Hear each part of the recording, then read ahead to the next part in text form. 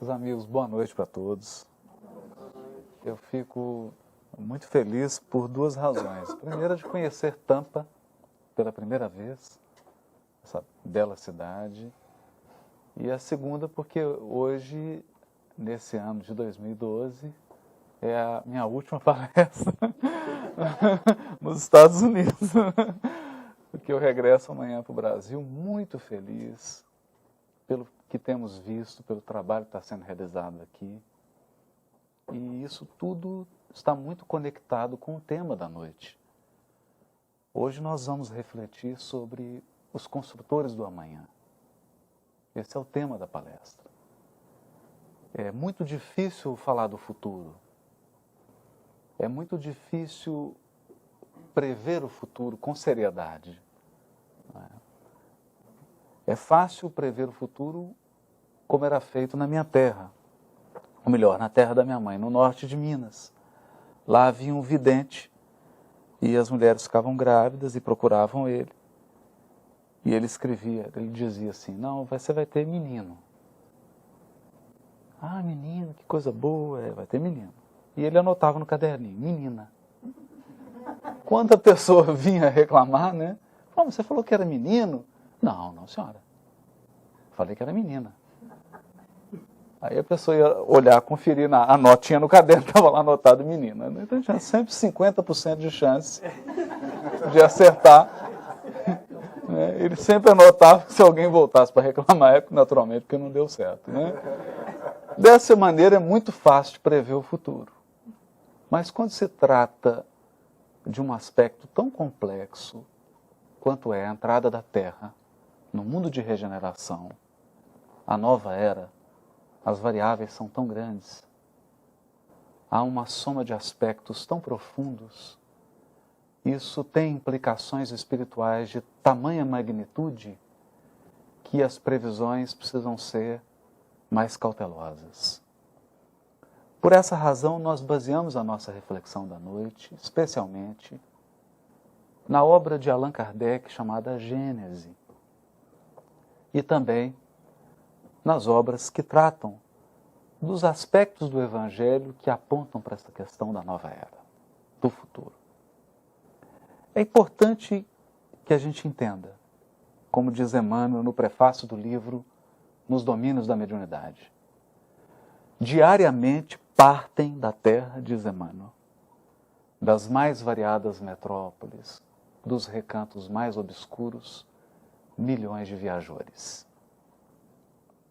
Regressam ao mundo espiritual, depois de uma peregrinação na carne.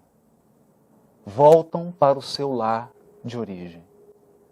Alguns saem de cidades como Tampa, Orlando, Nova York, outros saem de cidades mais modestas, nos recantos mais desconhecidos do mundo.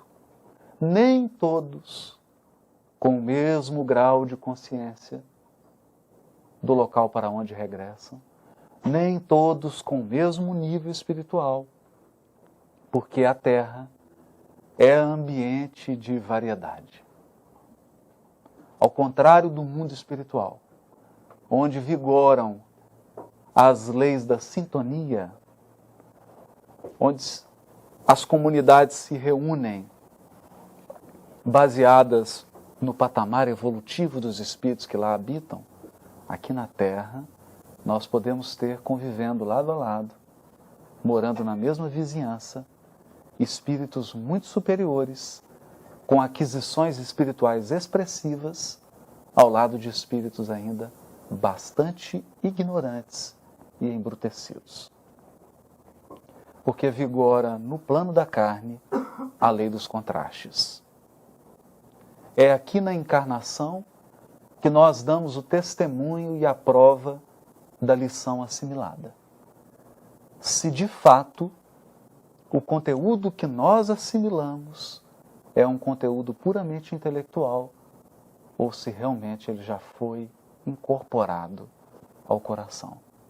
Então aqui, como diz a página de abertura de hoje da reunião, é preciso muitas vezes utilizar da paciência, da bondade, da esperança, Porque não raro a vida nos coloca em situações em que nós defrontamos com muita maldade, com muita ignorância, com muita dificuldade. É um plano de aferição. Dizemos isso porque todos os espíritos encarnados na Terra conhecem o mundo espiritual. Todos os espíritos em trâmite na Terra já reencarnaram. Não se trata de saber se a reencarnação existe, se a imortalidade da alma é ou não uma realidade, se a comunicabilidade dos espíritos é possível ou não. Todos os espíritos sabem isso. Porque a verdade é um sol que nasce diariamente para todos. Para todos. Não é privilégio de algumas mentes. A capacidade de retenção da verdade é diferenciada. Porque ela está relacionada ao patamar evolutivo de cada um. Nesse sentido, quando nós falamos de uma nova era, é preciso ter em conta que o controle, ou melhor, a direção, o governo da evolução no orbe, no plano dos encarnados, está situado no mundo espiritual. Essa é a primeira e mais valiosa lição de Allan Kardec para todos nós. Seria uma ilusão imaginar que, com toda a riqueza e com todo o poder que um homem possa acumular, ele está no controle das questões do nosso mundo. Porque bastaria nós pensarmos, onde está Alexandre o Grande? Onde está Júlio César? Onde estará, com todo o nosso carinho, com todo o apreço que nós temos a ele, com todo o respeito ao trabalho que ele tem feito, onde estará Barack Obama daqui a 40 anos? Então, na sucessão das gerações, nas mudanças que vão ocorrendo, uns chegam, constroem, muitas vezes um império financeiro, constroem um império político, um império intelectual. Mas em determinado momento são convidados a se retirarem do cenário do mundo, do palco do mundo. Porque as decisões, a diretriz da evolução do orbe está no mundo espiritual, em regiões onde não há mais as variações a que todos nós estamos sujeitos. O governo do orbe está em regiões espirituais em que os espíritos já alcançaram a grandeza que os faz viverem o eterno presente. Não há mais a expectativa de encarnar, de desencarnar, de ir, de voltar, de construir, de desconstruir, de começar, de recomeçar, porque já atingiram uma estabilidade típica e natural dos espíritos puros, como define a questão 262 de O Livro dos Espíritos. Quando pensamos nisso, forçosamente nós somos levados a concluir que estamos sob direção. Estamos sob a direção de um olhar, que é um olhar que não se circunscreve à nossa encarnação. O olhar que nos dirige é um olhar que nos acompanha há muitos milênios. É o olhar do alto, que tutela a nossa evolução.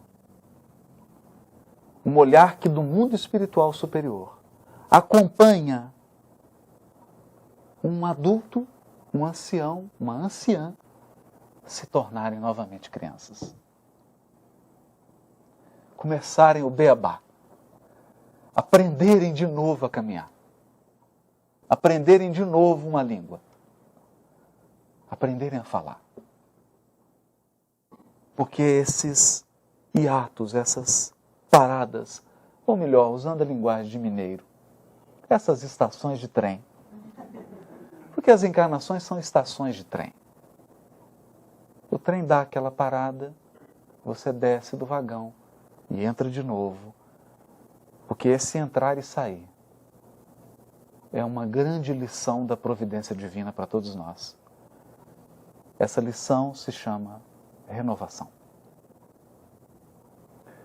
Há uma frase de Chico com respeito a isso que diz assim. Ele fala: tudo que o Espiritismo me ensinou é que nós precisamos nos renovar sempre.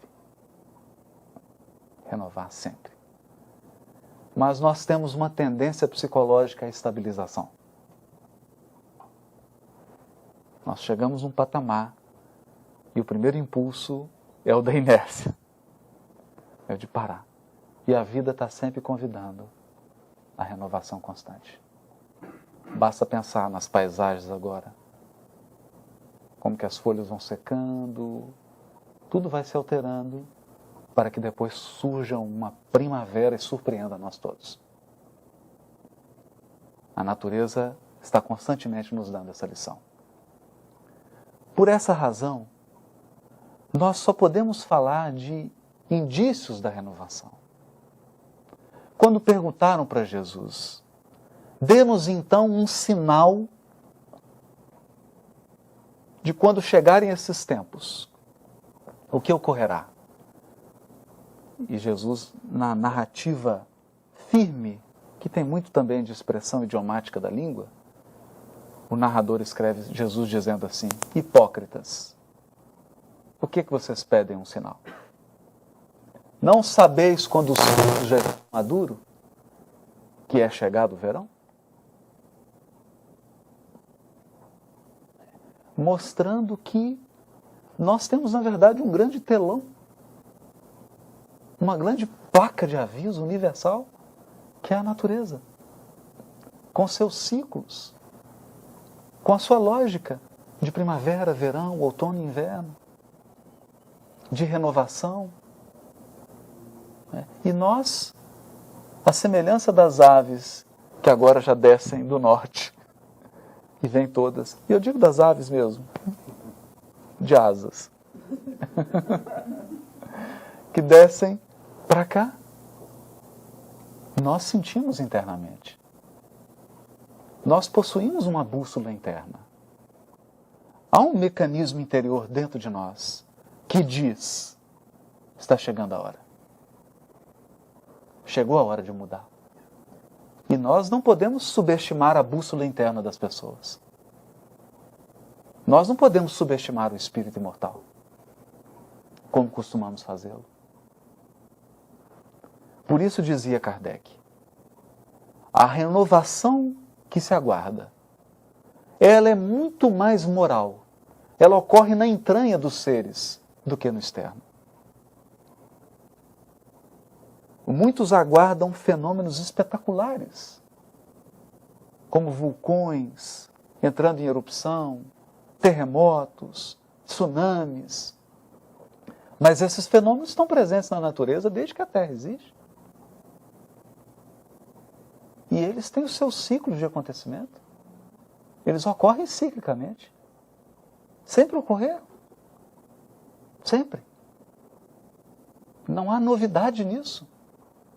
O que tem mudado são os passos da criatura humana sobre a Terra. E eu gostaria de convidar a todos, aqui não é o Epcot Center, mas convidar a todos a uma viagem de 5 minutos, que Emmanuel nos sugere no livro Roteiro, para que a gente possa juntos perceber o quanto já caminhamos. O quanto ainda falta para caminhar, mas o quanto já caminhamos. Há 2000 anos atrás, antes do Cristo vir ao orbe, nas proximidades de Roma, especialmente na Fenícia, os cegos, os servos, os escravos, eram cegados para que não fugissem. as famílias nobres, pessoas com recurso, pessoas sensíveis porque possuíam belas casas, possuíam obras de arte nas suas residências, se vestiam com todo o luxo da época, representavam a elite econômica e social daquela sociedade. Não se sentiam constrangidas de tomar uma criança de 5 anos de idade e cegá-la com um ferro quente, os 2 olhos, para que aquele escravo nunca mais fugisse. Nenhuma dama daquela sociedade se sentia constrangida em fazer isso.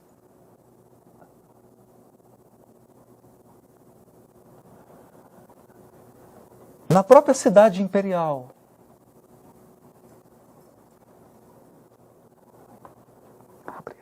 quando ocorria uma gravidez indesejada, nenhuma nobre patrícia se sentia constrangida em tomar o bebê, matá-lo e jogá-lo no Tibre.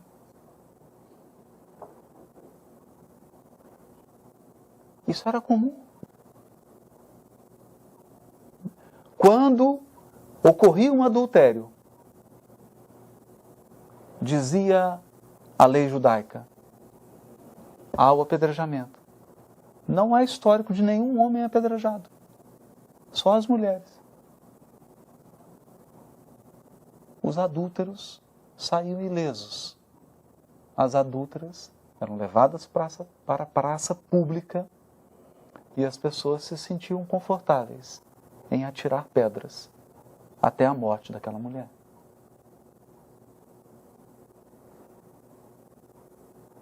Ninguém se sentia constrangido em convidar os amigos para a sua casa e contratar 2 gladiadores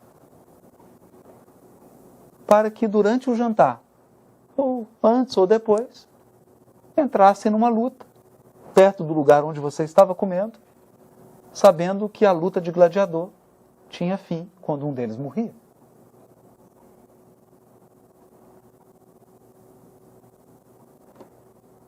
Nós encontramos essa descrição no jantar, no livro há 2000 anos, no jantar que Pilatos oferece ao casal Públio Lentulus e Lívia.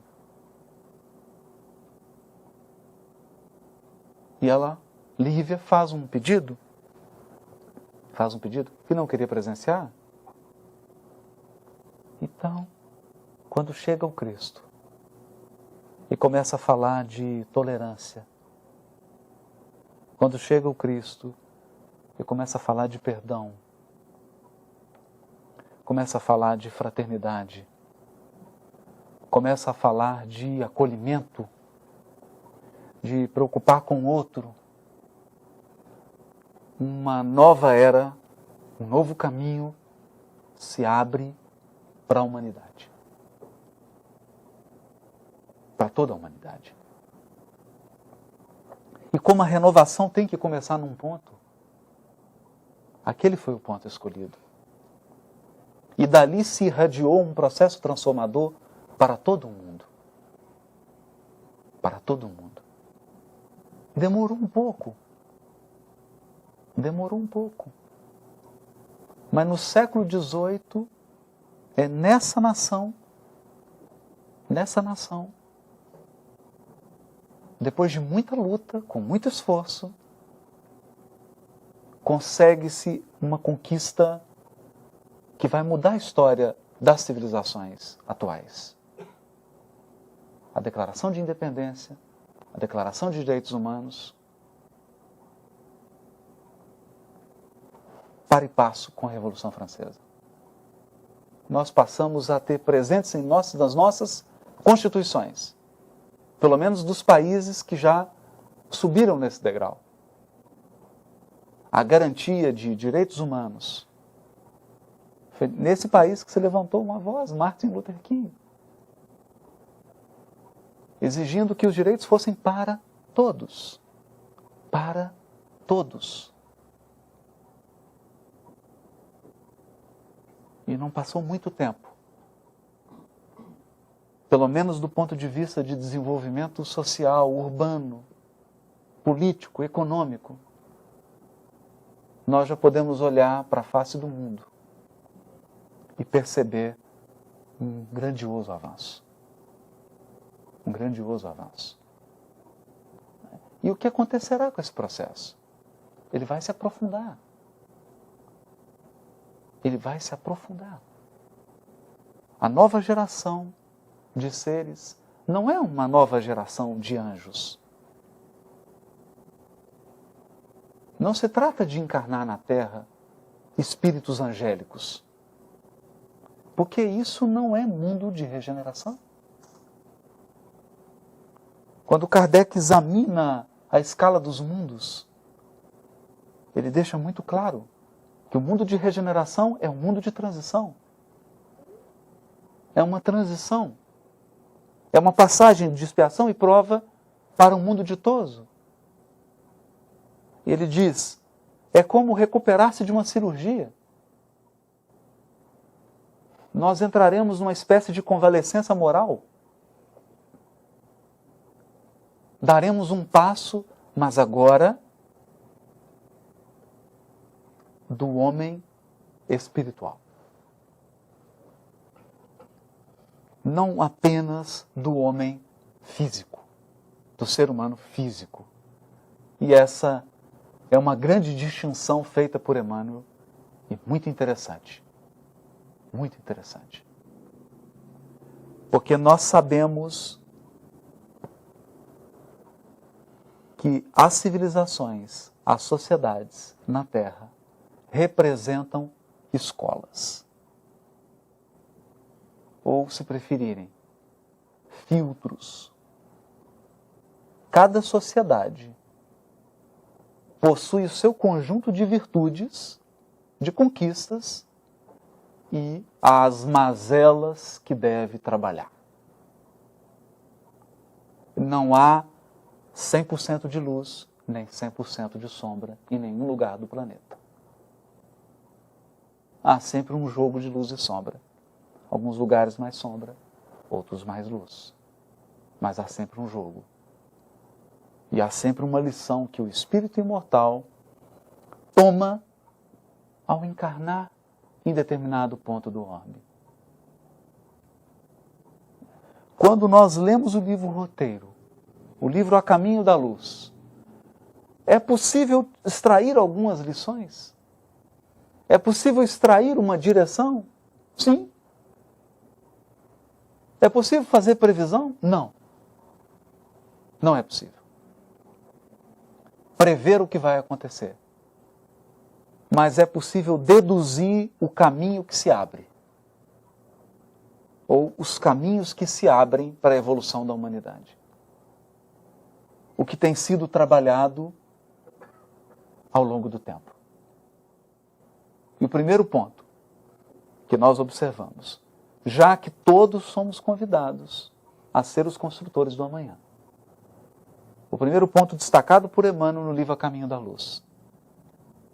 A nova era, a civilização do futuro, é uma civilização em que predominam os interesses do espírito. Mas o que significa dizer isso? O que significa dizer que predominam os interesses do espírito? Muitos no radicalismo chegaram a entender que predominar os interesses do espírito é abrir mão de todas as conquistas materiais. Isso não funcionou. Nós já tentamos isso. A história já provou isso. Nós já nos tornamos reclusos em mosteiros. Nós já tentamos várias experiências na Índia, na China, de isolar da sociedade, buscando a iluminação espiritual. Mas percebemos que afastar-se do problema não é superá-lo por dentro. É no dia a dia, é no cotidiano, é na luta que nós crescemos. E voltamos novamente saímos dos locais de reclusão e voltamos para o trabalho, do dia a dia, do cotidiano. Por entender que evolução não é destruir o que já foi conquistado. Evolução é aperfeiçoamento. Portanto, algo já podemos concluir. O mundo de regeneração não é um mundo que abre mão das conquistas materiais. Pelo contrário. Elas se aprimoram e se intensificam. Se aprimoram e se intensificam. Chico Xavier, no Pinga Fogo, em 1971. Sob a inspiração de Emmanuel, afirmou. E nós já estamos podendo ver. Que se não nos envolvêssemos numa guerra de proporção mundial, muitos recursos tecnológicos, muitos avanços estavam sendo preparados para a Terra. Então não se trata de evolução material, progresso material ou progresso espiritual. Não. A grande equação do novo mundo é progresso material e progresso espiritual. Desenvolvimento social e desenvolvimento espiritual. Nós não vamos destruir as conquistas. Nós vamos acrescentar. Acrescentar. Então, as conquistas do homem civilizado, que já consegue um nível de desenvolvimento urbano, social, um aperfeiçoamento da paisagem onde vive, nós vamos acrescentar uma riqueza interna, moral, uma beleza por dentro. Agregar. Não seria maravilhoso? Que a mesma beleza que nós encontramos por fora, nós encontrássemos dentro de cada criatura que habita nessa beleza externa?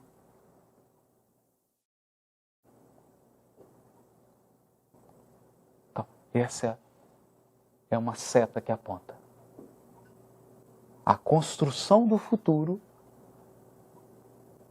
o trabalho que se nos exige, a contribuição do Espiritismo para o mundo, é a construção do homem moral, do ser humano espiritual, dos valores morais e espirituais, não mais assentados em dogmas religiosos, não mais assentados numa fé cega, mas valores morais assentados numa fé raciocinada. Uma pessoa que crê porque todos os potenciais da sua inteligência foram acionados. E depois de muito refletir, depois de muito pensar, ele só tem razões para crer. Tamanha a lógica e a amplitude que o Espiritismo abre. Essa é a primeira ponta. A primeira seta. Segunda, ao ler o livro A Caminho da Luz, nós percebemos claramente. Havia um projeto espiritual da chegada do Cristo à Terra. Se o governador do orbe iria exemplificar entre nós um alto padrão de vivência moral e espiritual, se o Cristo vinha afinar o instrumento do nosso sentimento, para que o nosso coração fosse capaz de vibrar as notas mais elevadas, também ocorria um trabalho em Roma. A encarnação de Augusto, o trabalho, a Pax Romana experimentada, os intelectuais que reencarnaram, todos preparados para a expansão do Império Romano, a fim de que tivéssemos um mundo sem fronteiras. Um mundo plural, onde houvesse espaço para todos. No entanto, as forças de resistência, externas e internas, não permitiram que o projeto fosse implantado. Então diz Emmanuel, logo após a crucificação do Cristo, as forças no mundo espiritual, olha como ele diz, as forças que nos dirigem no mundo espiritual se reuniram porque Roma havia se tornado um foco infeccioso que era preciso limitar e extirpar. Vírgula. E ele conclui assim, e houve muito pranto no mundo espiritual. Pranto. Lágrimas caíram. Porque quando você se envolve num projeto que dura 300, 400, 500 anos, quando você chega a reencarnar para participar daquele projeto, volta ao mundo espiritual e aquilo não dá certo, um pouquinho triste. Às vezes a gente chora quando tem um problema na nossa casa espírita. Quando sai um trabalhador, quando tem uma disputa na casa, quem que é o melhor, quando tem algum problema, nós já nos sentimos tristes. Imagina um projeto espiritual daquela dimensão. E depois de verterem lágrimas, diz Emmanuel, começam a traçar os planos do que seria a Europa. Começam a investir todas as fichas. Encarnação de espíritos. Todo o investimento feito para que a Europa herdasse o patrimônio social de Roma. Herdasse as conquistas. A Europa herda,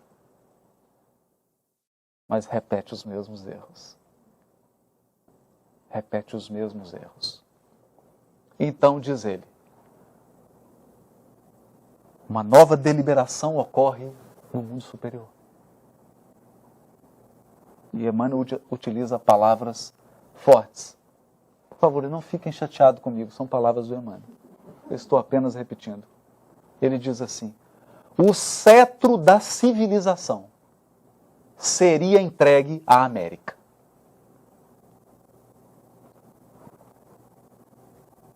O cetro da civilização.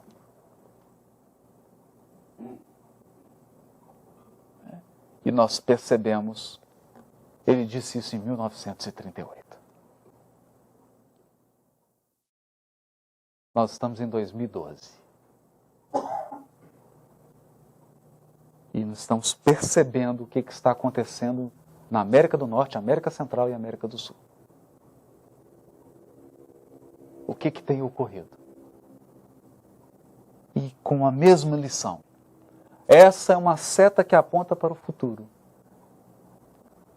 E essa seta se chama: não haverá nova geração, não haverá nova era, sem a fraternidade universal. Sem a fraternidade universal. O profeta Isaías utiliza uma linguagem de 4.000 anos atrás. E lá nas profecias de Isaías, quando ele previa a vinda do Messias, a vinda de Jesus e a nova era, o novo mundo, ele já falava que nesse novo mundo haveria uma paz a ponto de os leões deitarem-se ao lado dos cordeiros.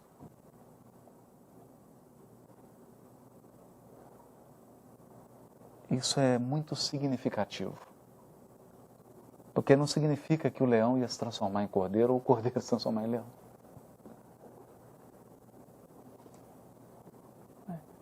Significa que o projeto de um novo mundo é um mundo em que as pessoas compartilham e sabem conviver com as suas diferenças. Então, ninguém precisa ser um argeliano, ninguém precisa ser um brasileiro, ninguém precisa ser um britânico, precisa ser um americano. Você pode continuar nas suas características culturais, no seu ponto de afinidade, mas com uma abertura de coração para receber a todos. Com o espírito de fraternidade, para enxergar nas pessoas filhos de um mesmo Pai. Então, esse é um rumo da nova geração. É uma geração que tem um pensamento mais universalista. Mais universalista. E há todo um trabalho da espiritualidade para nos educar. Para nos educar. E a grande ferramenta pedagógica dessa nova era tem sido a internet. Porque tem educado os nossos espíritos para a universalidade. Antes, alguém nascia em Tampa e possivelmente ele viveria uma encarnação inteira aqui sem nunca sair da Flórida. Ou, quiçá, sem nunca sair de Tampa. A minha avó, por exemplo, eu acho que ela nunca saiu da cidade onde ela mora. Então, quando você nascia num local, aquele local era o limite.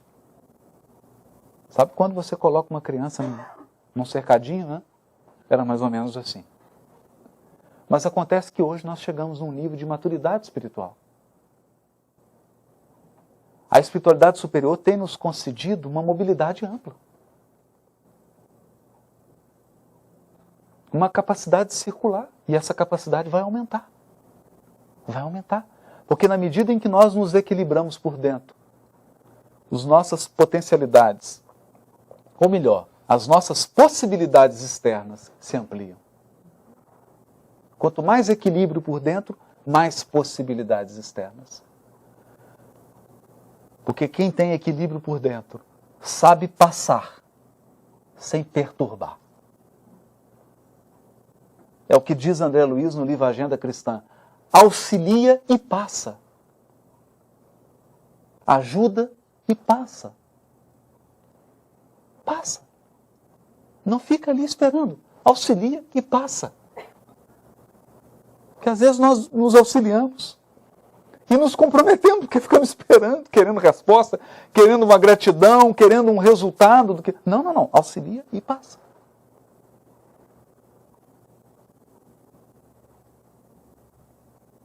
Então, o Espírito que encarna hoje na Terra, ele tem muito mais convites do que no meu caso, que encarnei há um tempinho já para trás. Ele é convidado a ser mais leve, a ser mais arejado, a ser mais aberto, a se abrir mais para o mundo, para as pessoas, para as possibilidades.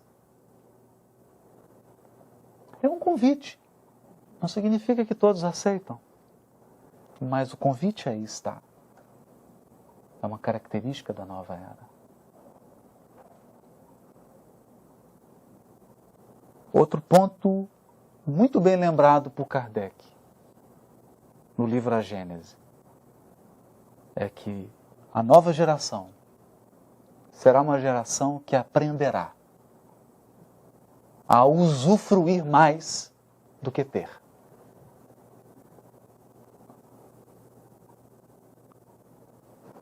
Todo mundo aqui conhece uma avó, uma mamãe, uma tia, que tem aquele aparelho de jantar em casa que nunca foi usado.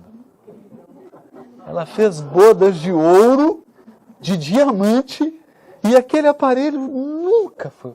Ela nunca tirou aquele prato para servir. Né? E para quem será esse aparelho de jantar?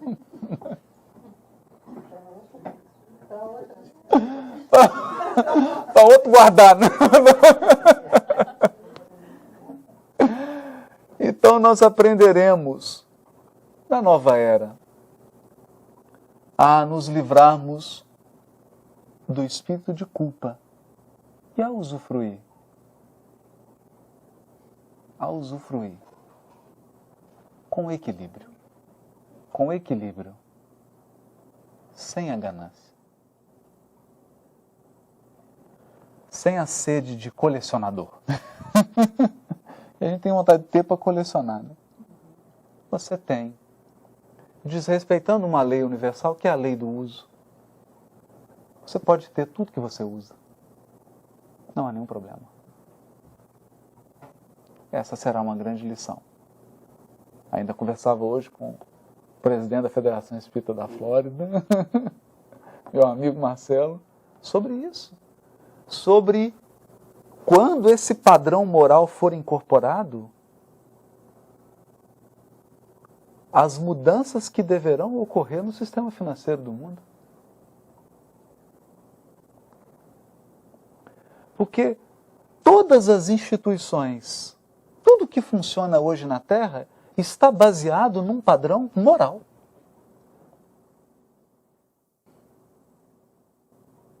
E aqui agora, já caminhando para os últimos momentos do nosso sobrevoo, nós gostaríamos de fazer um raciocínio contrário. Fazer um raciocínio contrário. Mostrar o que será abandonado. O que será reconstruído. Nós vivemos baseados em alguns valores morais. Um deles é o valor moral da competição. Mas, e isso já é ciência, e o Espiritismo antecipou essa descoberta da ciência. Foi matéria da Nature, né? Desse mês. De que a evolução está muito mais baseada na cooperação do que na competição.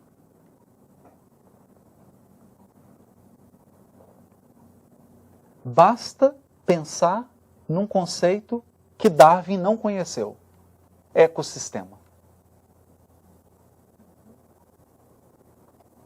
Darwin não conheceu isso. Se você altera a temperatura de uma água, você afeta todo o ecossistema de Tampa. De insetos, plantas, tudo. Pássaros, tudo. Então, será que nós vivemos realmente num ambiente de competição? Será que o paradigma não é o da cooperação? É da cooperação. As espécies cooperam. Até mesmo na cadeia alimentar. É um processo de renúncia, de cooperação. Então, esse será um valor que deverá ser incorporado. Agora, imagine um sistema financeiro baseado na cooperação.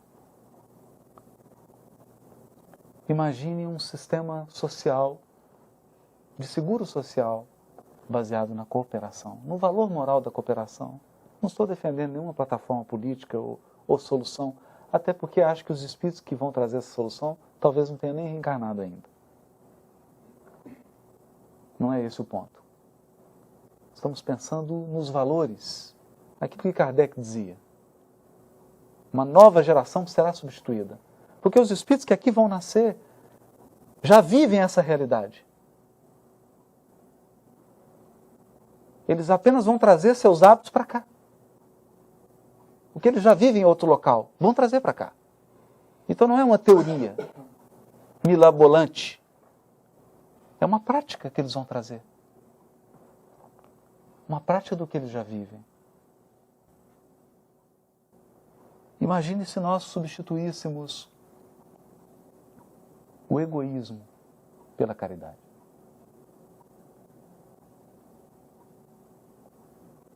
O egoísmo pela caridade. Porque há milênios nós somos educados a pensar: o que eu preciso? E muito pouco nós pensamos: o que o outro precisa? O que o outro precisa. Tirar um pouco o foco de nós mesmos. Ou o valor moral chamado orgulho. Uma competição para saber quem é o melhor. Quando, na verdade, a humildade é esse reconhecimento da nossa pequenez diante da grandeza da vida. O que nos tira toneladas dos ombros. Porque você pode viver de forma suave. Você não precisa ser o melhor do universo. Você deve ser sempre o melhor que você pode ser, né? Sem querer imitar nenhum pastor americano. O melhor você que você pode ser já está parecendo o Joey, né? Austin. Mas essa é a caminhada evolutiva. O aprimoramento interno. Então, através desses valores, nós vamos reconhecer a nova geração. Não nos enganemos. A nova geração não é uma nova geração que tem elementos intelectuais. Muitas crianças que nascem hoje, muitos jovens, têm valores intelectuais mais avantajados. Porque a evolução é sempre caminhar para frente. E o Kardec já diz na Gênese, a infância vai diminuir cada vez mais. Porque no mundo superior a infância é pequena. Ela não é uma infância tão grande quanto a nossa. No nosso plano, no paradigma do mundo de expiação e prova, você demora 7 anos para encarnar. É o que diz André Luiz. A encarnação só se completa com 7 anos. Nos mundos mais avançados, esse processo é muito mais rápido. E tem diminuído. Esse tempo tem diminuído. Então também nós não devemos nos encantar com valores da inteligência. Porque as pessoas que estão fabricando armas de destruição de massa hoje são pessoas muito inteligentes. As pessoas que fazem testes com armas químicas hoje, no exército americano, são as maiores mentes do planeta, contratadas de diversos países para testar os efeitos das armas químicas em macacos. Mas aí já é protocolo 5, eu não posso entrar muito em detalhe. Estou brincando. Mas nós sabemos disso.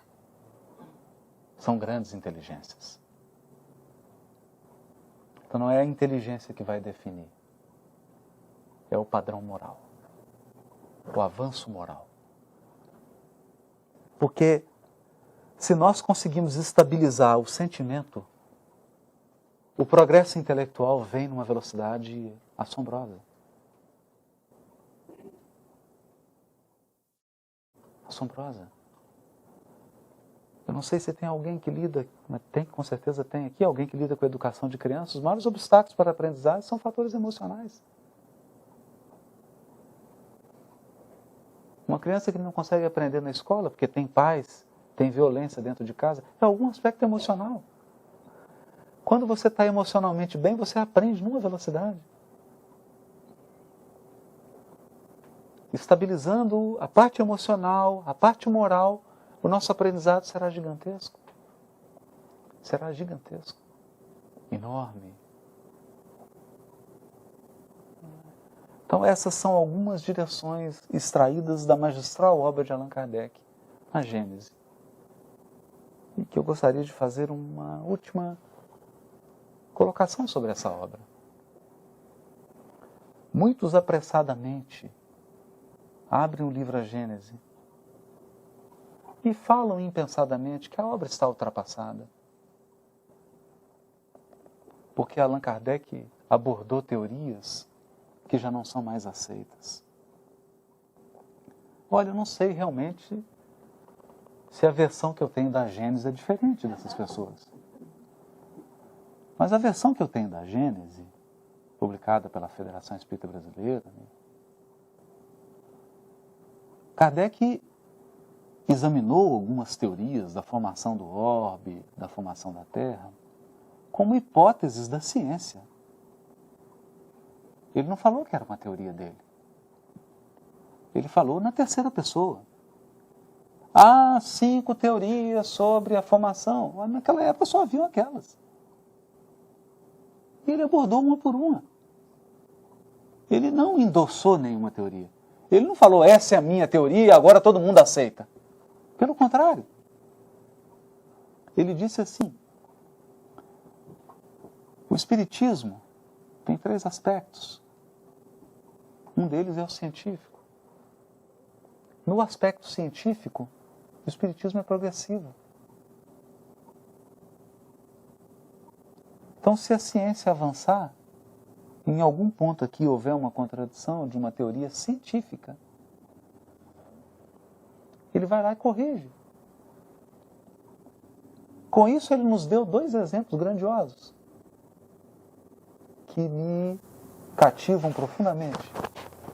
O primeiro deles, Allan Kardec nos ensinou que os construtores do amanhã, nós, vamos ter que nos manter informados, nos manter atualizados. Porque na época dele, ele conhecia todas as teorias sobre a formação do orbe. Eu confesso para os senhores, eu não conheço hoje todas as teorias sobre a formação da Terra. Kardec estava atualizado. Nós estamos desatualizados. Eu falo por mim. Segundo, ele nos dizia que precisamos estar de olho no que se descobre para nos mantermos atualizados, para manter o caráter progressivo. Então ele deixou um grande exemplo de abertura. Um grande exemplo de abertura para o futuro. Abertura para o progresso espiritual. Porque se eu posso abordar a teoria sobre a formação do planeta, eu perguntaria aqui, todos aqui estão atualizados com as mais modernas teorias na área da economia? Bom, eu não. Todos aqui estão em dia com as mais modernas teorias sobre a física atômica? Não. Eu poderia aqui ficar o resto da noite repetindo. Então ele deixava um exemplo de abertura para o progresso. E se nós queremos ser os construtores do amanhã, nós temos que ter abertura. Espírito, como diz Jesus, aquele que não se fizer como uma dessas criancinhas, não entrará no reino dos céus. Porque é o espírito da criança. É o espírito da curiosidade. É o espírito do quando eu crescer. Quando eu crescer. É abandonar o espírito de eu já cresci. Eu já cheguei. Porque essa não é a atitude dos construtores do amanhã. Quem vai construir o amanhã tem que se fazer criança. No sentido da pureza, no sentido da abertura para o futuro, da abertura para o progresso. E por isso nós rendemos homenagem ao codificador. Porque ele teve algo. Ele teve algo que é notável. Dizia Chico, um dos discípulos mais lúcidos do Cristo. Ou como disse Camille Flammarion, o bom senso encarnado. Mas, acima disso tudo, um padrão ético-moral que o fez depositário da revelação espiritual que irá nortear o futuro. Poderemos repetir com Leon Denis, o Espiritismo será a religião do futuro? Não. Mas ele será o futuro das religiões.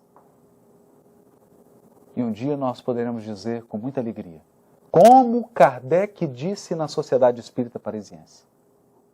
E até hoje nós não conseguimos. Alguns se levantam e dizem, Kardec está ultrapassado. Mas o que ele fez na Sociedade Espírita Parisiense, nós nunca conseguimos fazer até hoje. no movimento espírita. Quando ele disse, aqui na Sociedade Espírita Parisiense, não se usa preces protocolares.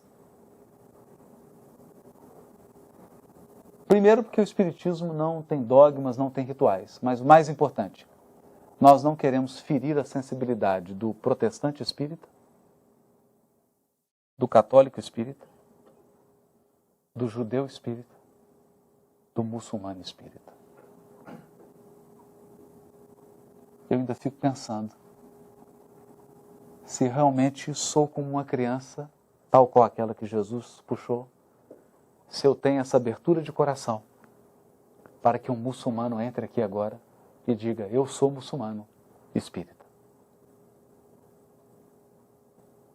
Será que eu serei capaz de acolher essa alma com toda a caridade que eu prego? Se entrar aqui um judeu de quipá e disser, eu sou um rabino judeu, tenho uma comunidade de 1000 pessoas em Tampa, mas eu sou um rabino espírita, eu terei caridade para com essa alma? Eu saberei mostrar o espiritismo para essa alma sem feri-lo, sem querer impor a ele que ele transforme sua sinagoga num grupo espírita?